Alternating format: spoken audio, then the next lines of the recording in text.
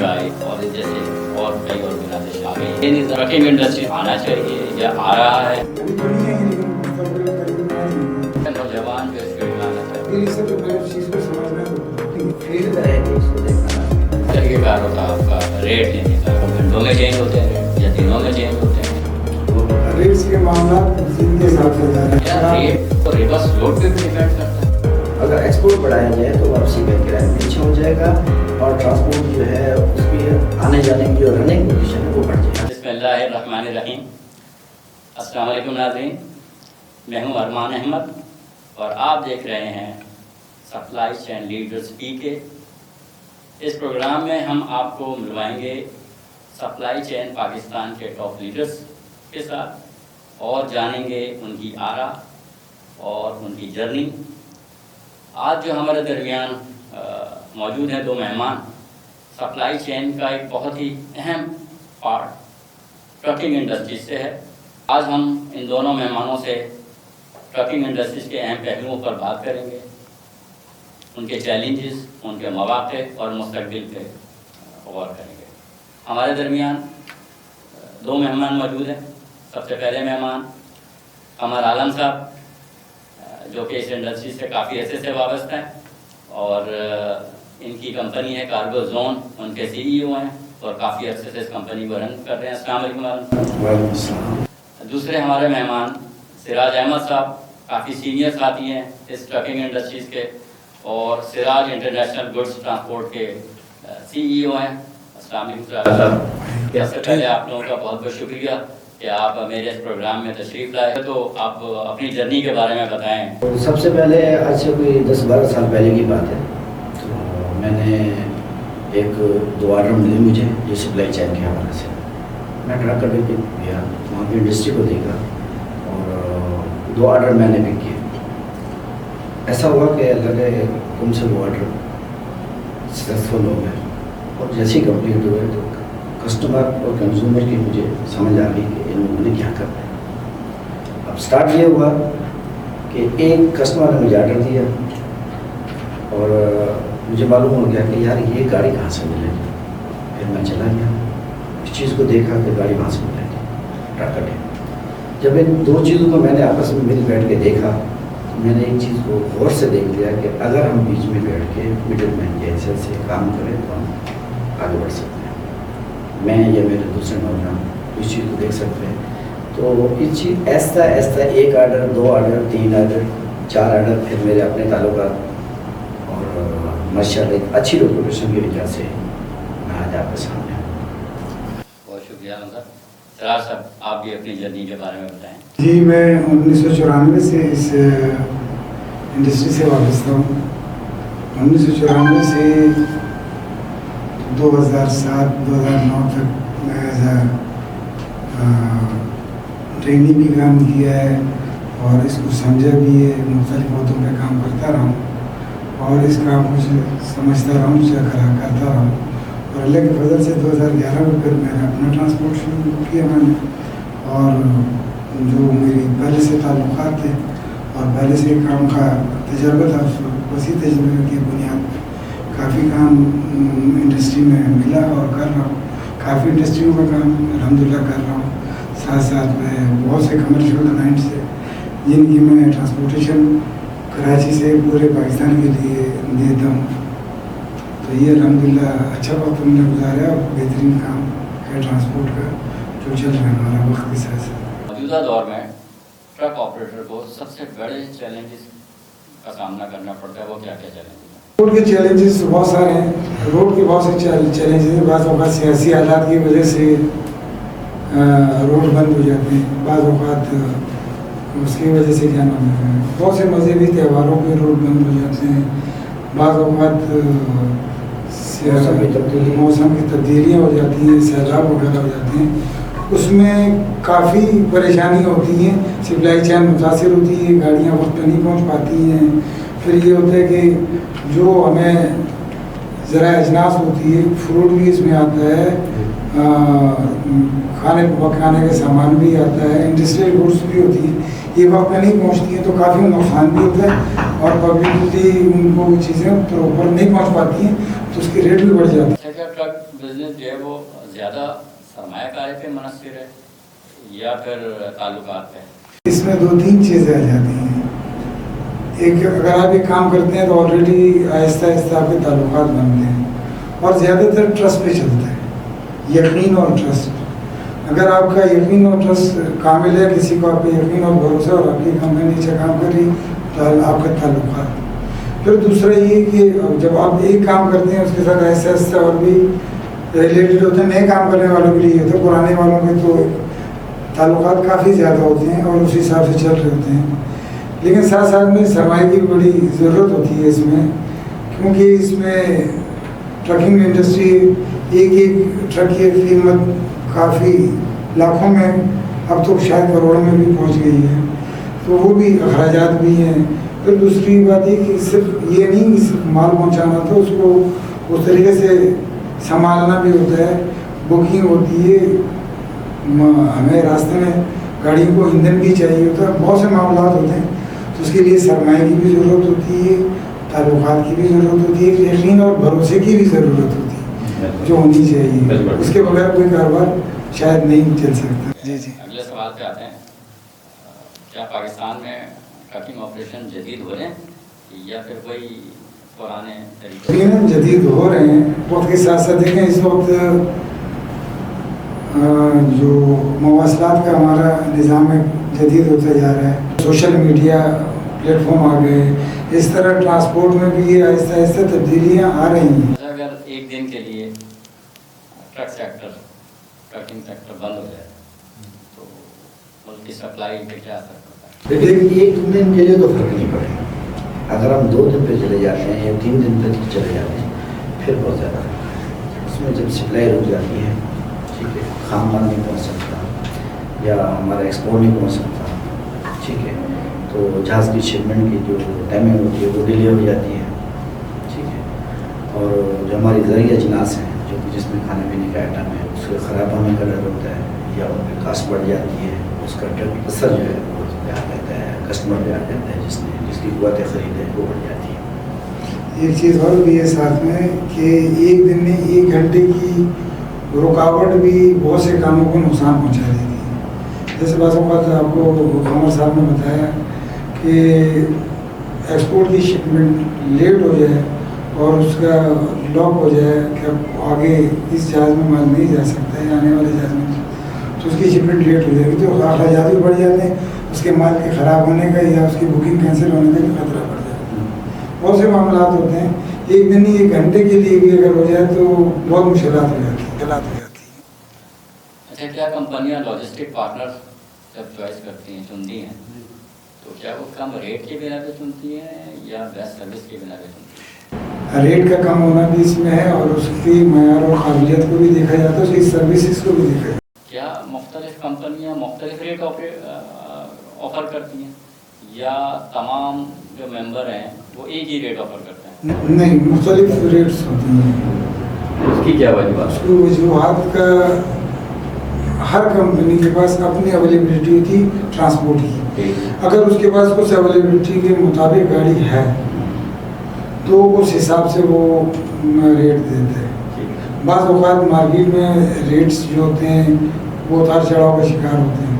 अगर अपनी गाड़ियाँ बेहतर पोजीशन में मौजूद होती हैं तो उस हिसाब से वो अपने अखराजात को भी देखता है, मार्केट को भी देखता है, फिर रेट देता है। जिसके लिए वो कॉम्पिटिशन विन करने का वो आ जाता है, वो उस पर कर लेता है। इस पर एक और सवाल बनता है, आपके पास गाड़ियाँ अवेलेबल नहीं हैं, तमाम गाड़ियाँ इंगेज हैं आपकी और वो इन ट्रांजिट हैं, किसी भी शहर में जा रही हैं, अब आपके पास टीवी है, तो क्या आप लोग एक दूसरे से कनेक्ट भी हैं, एक दूसरी कंपनी से, कि अगर किसी और के पास है तो चलो वो अवेलेबिलिटी दे दे कि आपका कस्टमर ख़राब ना हो, इस तरह की कोई चीज़? इसके मामला कुछ इस तरह के हैं कि हमारी अटैचमेंट्स होती हैं, ट्रकिंग कंपनी आपस में अटैच होती हैं, उसमें बाज़ औक़ात बाज़ रूट्स की गाड़ियाँ हम प्रोवाइड करके देते हैं, बाज़ वो प्रोवाइड करके देते हैं, एडजस्टमेंट होती है, चेंज चलती है, यानी एक दूसरे की गाड़ियाँ आप लोग जो इस्तेमाल करते हैं। ये लाजमी नहीं कि एक ट्रांसपोर्टर पूरे पाकिस्तान का काम करता हो, एक चेन एक साइड काम करती है, जैसे बलूचिस्तान हो गया,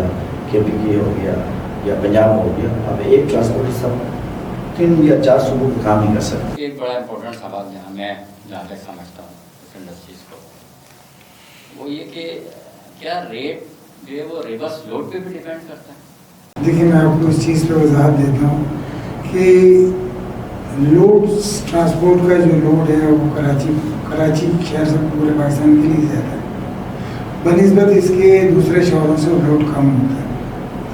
تو وہاں پر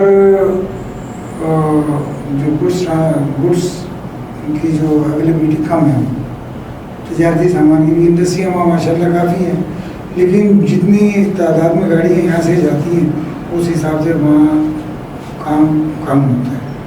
لیکن اس وجہ سے ایکسپورٹ بہت کم ہے. اگر ایکسپورٹ بڑھایا جائے تو واپسی کا کرایہ بھی اچھا ہو جائے گا اور ٹرانسپورٹ جو ہے اس کی آنے جانے کی جو رننگ پوزیشن ہے وہ بڑھ جائے گا. ایک ڈرائیور سے متعلق سوال کروں گا کیونکہ آپ کو پتہ وہ کی ہے آپ لوگوں کی ٹیم کا پارٹ ہے، بڑا مین پارٹ ہے. کیا ڈرائیور کے لیے روڈ سیفٹی اور ٹریننگ پروگرام ہوتا ہے کوئی آپ نے؟ یہ جی ٹریفک سید پیر محمد شاہ کی طرف سے ان کی ہدایت پر ٹریفک پولیس کے تمام اضلاع میں ٹریفک اویئرنیس کے حوالے سے ٹیمیں موجود ہیں اور روزانہ کی بنیاد پر اپنے اپنے اضلاع میں ٹریفک قوانین کی آگاہی کے لیے پروگرام منعقد کرتی ہے اور جن کی وجہ سے ٹریفک کے قوانین کے بارے میں اور آگاہی جو ہے وہ ڈرائیور حضرات کو پہنچتی ہے اور روڈ ایکسیڈنٹ روڈ کے معاملات میں آسانی آتی ہے. اور ہم اس چیز پہ بڑے مشکور ہے ڈی آئی جی صاحب کے کہ انہوں نے ٹریفک کے مسائل کو ڈیجیٹل طریقے پہ بہت آسان اور سہل طریقے سے حل کیا ہے. اور جتنے بھی یہ پروگرام چل رہے ہیں ضلعی سطح میں خصوصاً کراچی میں، تو اس کا ہم شکریہ ادا کرتے ہیں ڈی آئی جی صاحب کے محمد شاہ صاحب کا کہ انہوں نے ٹریفک کی جو بھی سیفٹی کے رول کے معاملات ہیں اور اس ضلعی سطح پہ جو ٹیمیں بنائی گئی ہیں ماشاء اللہ بہت اہم کردار ادا کر رہی ہیں. اچھا، ٹیکنالوجی جیسے جی پی ایس ٹرک انڈسٹری کو کس حد تک تبدیل کر رہی ہے؟ ٹریکنگ کے بارے آپ سب پوچھ رہے ہیں. تو جی پی ایس ہے ہمارے جتنے بھی آپ کو گاڑیاں ہیں زیادہ تر میں آپ کو ٹریکنگ سسٹم لگے ہوئے ہیں، اس سے ہمیں کافی فائدہ ہوتا ہے. ہماری گاڑیاں کہاں پہنچی ہیں، کہاں روڈ پہ کہاں پر ہیں، کس جگہ پہنچنا ہے، اس کو کس روٹ سے جا رہی ہیں، ڈرائیور کا گاڑی کا پتہ چلتا ہے. بعض اوقات یہ اس میں ہمیں جو چوریوں میں بھی بچت ہو جاتی ہے، چوری سے بچ جاتی ہے. راستے میں بہت سے معاملات ہوتے ہیں جس میں گاڑی کی ہوا کا معاملہ بھی شامل ہے. اس کی وجہ سے جو ہے نا ٹریکنگ کی وجہ سے ہمیں پتہ چلتا ہے کہ کون سی چیز کہاں پر موجود ہے یا پہنچ گئی. تو اس کے بعد اگر کوئی پریشانی ہوتی ہے تو یہ ڈیجیٹل سسٹم ہمیں بتا دیتے ہیں، تو آگے کی اقدامات پھر گورنمنٹ ہمارے ساتھ بھلائی کرتی ہے، وہ ہمیں بتاتی ہے کہ جو بھی پریشانی ہوتی ہے اس میں کافی ہمیں فائدہ دیتی ہے. اچھا، ٹریکنگ سسٹم جو ہے سب سے زیادہ ہمیں جو فائدہ دے رہا ہے وہ موسم سرما میں دیتا ہے جب فوگ کے حالات ہوتے ہیں، اور فوگ کے حالات میں سب سے زیادہ فائدہ ٹریکنگ سسٹم سے ہوتا ہے. کیوں؟ گاڑی کہاں کھڑی ہے، کہاں جا رہی ہے، کون سے روڈ سے جا رہی ہے، کیوں اس ٹائم روڈ نظر نہیں آ رہا. یہ وہ نظام ہے جو ہم لوگ اس کو دیکھتے ہیں اور یہ اپرچونیٹی بہت اچھی ہو جاتی ہے اس حالات میں. ایک سوال اور، ابھی ہم بات کر رہے ہیں ٹیکنالوجی کی جی، تو ابھی ہم دیکھتے ہیں اگر ہم تھوڑا سا ماضی میں چلے جائیں تو ٹیکسی اور رکشے ہم ہائر کر رہے ہوتے تھے، روڈ پہ کھڑے ہوتے کسی اور بارگیننگ کر رہے ہوتے تھے. اب تھوڑا سا دور چینج ہوا، اب جو ہے وہ ان ڈرائیو اور بائکیا اور اس جیسے اور کئی آرگنائزیشن آ گئی ہیں جن کو استعمال کر کے جو ہے وہ ہر انسان اب ایپ کے تھرو اپنی مرضی کا ریٹ طے کر کے پر جا رہا ہوتا ہے، گھر بیٹھے ایپ استعمال کر جا رہا ہوتا ہے. کیا یہ نظام جو ہے وہ اس ٹرکنگ انڈسٹریز میں ہونا چاہیے، آنا چاہیے یا آ رہا ہے؟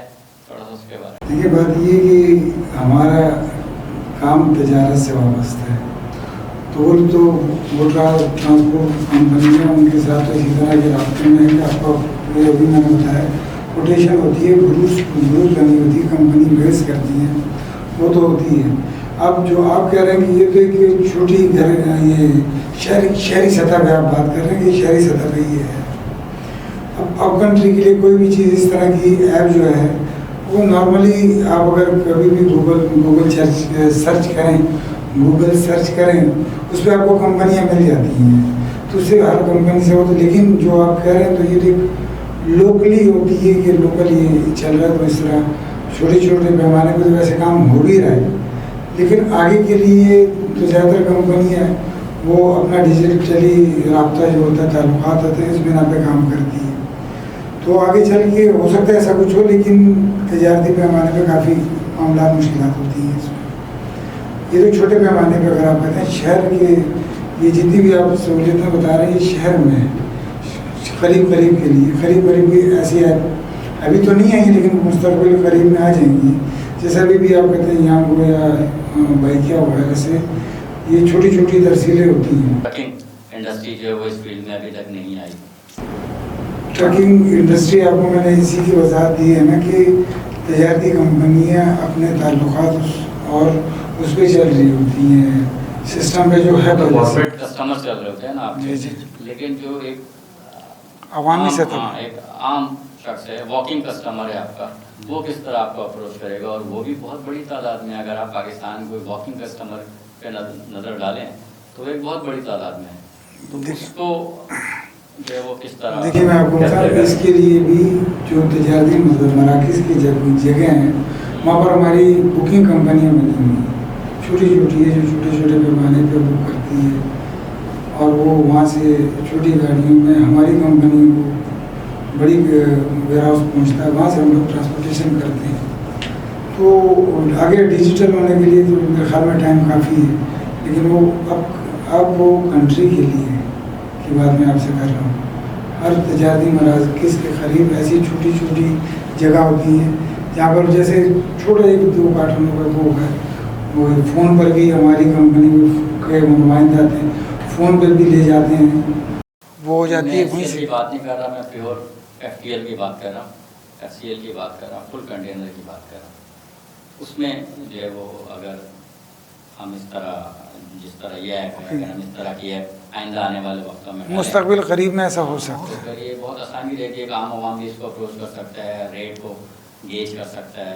ऐसा है कि बाई मेल या बाई व्हाट्सएप ग्रुप, तो एक कोई भी एक बड़ी फर्म जो है वो अपना FTL कंटेनर जो है ना उस वज़न के हिसाब से बताती है कि ये वज़न है और ये अब कंट्री जाएगा और इस सिटी में जाएगा। तो हमने क्या करना होता है कि उसके नीचे रेट देने होते हैं। मैंने रेट दे दिया, आपको दूसरी कंपनी सराज साहब ने रेट दे दिया, तीसरी कंपनी उसने रेट दे दिया, तो फिर रेट हैंडल होते हैं, सब अपने पर्सनल पे दे रहे होते हैं, ईमेल कर रहे होते हैं, तो जिससे कम से कम होते हैं और डिलीवरी फास्ट होती है, तो वो भी ठीक रहते हैं, उसको ऑर्डर मिल जाता है। ये इतना फास्ट है और लेकिन है कि इसमें कोई काम ज़्यादा नहीं हो रहा। क्या तरीक़ेकार होता है आपका रेट लेने का? अगर आप लोग जो वो रेट्स ले रहे होते हैं, आज के मार्केट के रेट हैं, तो आप तक पहुँचते हैं, तो आगे क्या तरीक़ेकार होता है आपका कि हम क्या वो घंटों में चेंज होते हैं रेट, या दिनों में चेंज होते हैं, या सुबह शाम चेंज होते हैं? रेट्स के मामला उस दिन के हिसाब से होते हैं। अगर आप डेली के रेट पे कोई काम करते हैं, हम डेली के रेट देते हैं, उसी दिन आपको रेट देंगे, तो उसी दिन के लिए वो रेट वाइबल होंगे, तो हाँ रेट उसी दिन की होगी। और अगर आप मंथली बेसिस पे करते हैं तो उसको फिर हम मंथली बेसिस के हिसाब से देते हैं, ईयरली करते हैं वो ईयरली देते हैं। लेकिन इसमें फिर ये होता है जो ईयरली होते हैं या मंथली होते हैं, उसमें अगर ईंधन के रेट बढ़ते हैं तो वो रेट बढ़ता है, अगर इमरजेंसी के हालात हों तो वो रेट बढ़ जाते हैं, वो फिर उसकी कंडीशनों में होती है। इसका मतलब ये अगर एक कंपनी आपसे कॉन्ट्रैक्ट करती है, कॉन्ट्रैक्ट बेस साइन करवाती है आपसे और एक रेट तय कर लेती है, तो क्या वो मददगार साबित होते हैं रेट को मुस्तहकम करने में, या वो भी वेरिएबल होते हैं, वो भी कम नीचे हो सकते हैं? वो भी कम नीचे होते रहते हैं, क्योंकि आजकल जो फ्यूल के रेट होते हैं वीकली पे एडजस्ट होते हैं, तो उनको भी वहाँ पे जाना पड़ता है। ठीक है, इस चीज़ को देखना पड़ता है। पेट्रोल के मामला आता है वो भी मैं फ्यूल की अगर बात करूँ, आपकी बात कर रहा हूँ, मगर LCL में भी इसी तरह का काम होता है, और उसमें जो है वो एक फ्यूल फैक्टर लग जाता है कि जिसमें अगर फ्यूल बढ़ता है तो वो परसेंटेज बढ़ जाती है, फ्यूल कम होता है तो वो परसेंटेज कम हो जाती है। रेट जो है वो तकरीबन सेम रहते हैं, تو آرگنائزیشن نے وہ ایک کیلکولیشن دی ہوئی، ایک فارمولہ دیا ہوا، اسی کے تحت پورے پاکستان میں بلکہ انٹرنیشنلی بھی اس فیول کو کیلکولیٹ کیا جاتا ہے اور وہ FF لگ جاتا ہے. لیکن کیا یہاں پہ یہ چیز نہیں ہونی چاہیے کہ اگر ریٹ بڑھیں، فیول بڑھا ہے تو آپ اس پہ کوئی ایسا فارمولہ لگا دیں جس پہ ریٹ بڑھ جائے؟ دیکھو سر، فارمولہ اچھے لگے. اگر ہمارا جو فیول کا ریٹ ہے وہ ₹2 بڑھے، جب ہمارے فیول کے ریٹ بڑھتے ہیں 100 روپے 120 روپے یا کچھ زیادہ، تو پھر فارمولہ کام نہیں کرتا. اس میں فیول امپیکٹ نہیں ہوتا، بلکہ اور بھی عوامل شامل ہو جاتے ہیں. دیکھیں خالی فیول نہیں بڑھتا، فیول سے ریلیٹڈ ساری چیزیں مہنگی ہوتی ہیں، کیونکہ آپ کی پیٹرول سے ہر چیز وابستہ ہے. اگر ٹائر ہے وہ بھی پیٹرولنگ میں آتا ہے، اگر آپ ٹیوب ہے گاڑی کی وہ بھی پیٹرول سے ہے، اگر اس میں آئل ڈلتا ہے وہ بھی پیٹرولیم مصنوعات میں آ جاتا ہے. تو ایک چیز نہیں ہوتی ہے. اگر کوئی انڈسٹری آپ کو کوئی پارٹس بنا کے دیتا ہے تو اس میں بھی توانائی کا معاملہ آ جاتا ہے. اچھا، ایک چیز اور ہے، اب گاڑی جو ہے وہ آف روڈنگ کے لیے گئی، ڈیسٹینیشن پہ پہنچ گئی، کسٹمر کے ویئر ہاؤس پہ پہنچ گئی، اور وہاں پہ کوئی ریسورسز نہیں تھے آف روڈنگ کے لیے، لگ گئے جی 1 دن 2 دن، تو اس میں کیا طریقہ کار ہوتا ہے؟ اس میں تو آپ کا حج پڑتا ہے نا. لیکن آف روڈ کا جو ذمہ داری ہے وہ کسٹمر کی ہے. ٹھیک ہے، وہ جتنا لیٹ کر رہا ہے اسی کی غلطی ہے، بالکل ٹرانسپورٹر کی نہیں ہے. تو اس کی جو غلطی ہے وہ اپنی غلطی کو فیس کرے گا. اچھا، اسی پہ ایک سوال اور، اگر ہم انڈسٹری ایریا کے لیے گاڑی بک کرواتے ہیں تو اس میں تھوڑا سا ڈسکاؤنٹ ہوتا ہے، لیکن اگر ہم شہر کے اندر جانے کا کہتے ہیں تو اس پہ ریٹ چینج ہو جاتے ہیں، ہائی ہو جاتے ہیں. اس کی کیا وجہ ہے؟ اس میں ایسا ہوتا ہے کہ گاڑی جب جائے گی تو شہر کے باہر کھڑی ہو جائے گی. ٹھیک ہے، اس نے 12 گھنٹے وہاں گزارنے ہیں، شاید 16 گھنٹے گزارنے کو، رات کو 11 بجے اس نے ہونا ہے، اور ان سٹی ہونا ہے، وہاں کے معاملات ہیں، اور پھر رات کو اس نے آف روڈ ہونا ہے، صبح 5 بجے سے پہلے اس نے آف روڈ ہونا ہے. ٹھیک ہے، اس دوران جو بھی ایکسپریسز بڑھ جاتے ہیں ان سٹی، کہاں جانے کچھ پتہ نہیں ہے، بس آج لوکیشن آ گئی، اب اتنی بڑی گاڑی ہے یا اتنی چھوٹی گاڑی ہے، اس روڈ پہ جانے ہیں. ٹھیک ہے، پھر جتنا ٹائم وہاں گزرے گا ایکسپینسز بڑھتے جائیں گے، اخراجات بڑھتے جائیں گے، اور ریٹ بھی بڑھتا جائے گا. اور جب آپ نے اس کو خالی کرنا ہے کتنے میں، 2 گھنٹے میں 4 گھنٹے میں، آپ کے پاس ٹائم کم ہے. کیوں؟ صبح ہو جانی ہے اور گاڑی شہر سے نکالنی ہے. SOP بھی تو دیکھنا ہے ان سٹی کا. تو آپ کو جہاں 2 مزدور لگانے ہیں 10 لگانے پڑیں گے. یہ معاملہ شہر میں کافی معاملات ہوتے ہیں. کوشش ٹرانسپورٹر یہ کرتے ہیں کہ شہر کی طرف نہ جائے تو اچھا. ایک تو ٹریفک کے معاملات ہوتے ہیں، ایک اس جگہ پہ آبادی کے معاملات ہوتے ہیں. دوسری بات یہ ہوتی ہے کہ وہاں پر ٹائم کم ہوتا ہے وہاں پر، اور اندر جو ہے بہت کنجسٹڈ معاملات ہوتے ہیں، پریشانیاں زیادہ ہوتی ہیں، تو کاسٹ بھی بڑھ جاتی ہے، پھر اندر کی رننگ بھی ہو جاتی ہے. بعض علاقے ایسے ہیں کہ جس میں گاڑی بہت مشکل سے کھڑی ہوتی ہے. کنٹینر گاڑیاں جو ہے وہ زیادہ تر تو FTL استعمال ہو رہی ہوتی ہیں، لیکن جو ہاف ڈالا ہوتا ہے وہ پر ٹن چل رہا ہوتا ہے اس کا ریٹ، تو اس کی بھی خاص وجہ ہوتی ہے. وہ ویٹ کے اوپر ہوتا ہے. ایک ویٹ مختص ویٹ ہے، زیادہ سے زیادہ ویٹ ہوتا ہے، تو جو ویٹ کا مال ہوتا ہے وہ پر ٹن کے حساب سے چلتا ہے. جو حجم کا مال ہوتا ہے وہ پھر اپنے حجم کے مطابق جاتا ہے. اگر 20 فٹ میں 2 ٹن مال آپ ڈالتے ہیں تو آپ نے کنٹینر تو 20 فل کر دیا، تو آپ کو فل کے پیسے دینے پڑیں گے. پھر اس کے لیے گاڑی کا وہ چینج ہو جاتا ہے نا، کہ اگر وہ 20 ہے تو وہ آیا مزدہ 20 جا رہی ہے یا وہ جا رہی ہے. اگر وزن زیادہ ہے تو اس کے لیے 10 ویلر جاتی ہے. اگر اسی طرح جو ہے اگر 10 وزن 10 ویلر وزن کے اوپر جائے گی، اور مزدہ جو ہے مزدہ یا 20 فٹ جو ہلکی وزن بھی چل رہی ہے وہ حجم کے مطابق اس کا کرایہ آتا ہے. اس طرح 40 میں ہمارے 14 ویلر ہوتے ہیں، وہ ہلکی وزن پہ چلتی ہے. 18 اس سے زیادہ پہ چلتی ہے. 22 ویلر جو ہے وہ سب سے زیادہ پہ چلتی ہے. جو 22 ویلر ہے اور 18 ویلر ہے وہ ویٹ کے اوپر ڈپینڈ کرتے ہیں، اور یہ جو ہے اپنے کارگو کی حجم کے اوپر منحصر کرتے ہیں ان کے ریٹ میں. تو یہ معاملات ہوتے ہیں. اچھا، نوجوان جو اس فیلڈ میں آنا چاہیں ان کے لیے آپ کیا پیغام دیں گے؟ دیکھیے ہماری جو انڈسٹری ہے نا یہ ورکنگ انڈسٹری ہے. اس میں کوئی نوجوان آتے ہیں، ہم بھی سمجھ لیں نوجوانی میں آئے ہیں، تو اس کے لیے سب سے پہلے اس چیز کو سمجھنا ضروری ہے بہت سے میں دیکھتا ہوں کہ شپنگ کمپنیاں بھی پروگرامس دیتی ہیں سی مین کے حوالے سے، پھر یہ بہت سی کمپنیاں ہیں، ایسا نہیں کہ نہیں ہوں گی، لیکن ہمارے ٹرانسپورٹ میں سب سے پہلی چیز ہوتی ہے اس کو سمجھنا.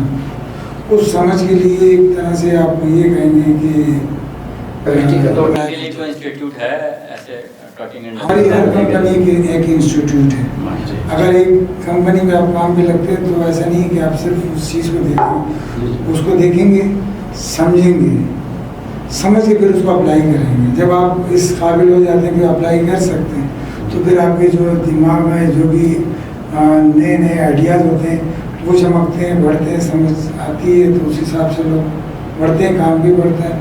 نئے لوگ اس طرح آتے ہیں کہ اس کو اس چیز کو، جس طرح کوئی بھی اگر آپ میڈیکل میں جاتے ہیں، آپ پڑھ لیتے ہیں، میڈیکل کی ڈگری آتی ہے، اس کے بعد آپ کو پریکٹیکل میں ضرور جانا پڑے گا. جب تک آپ پریکٹس نہیں کریں گے تب تک آپ کو نہیں کر سکتے. اس پرستی کی مین وجہ کیا ہوتی ہے؟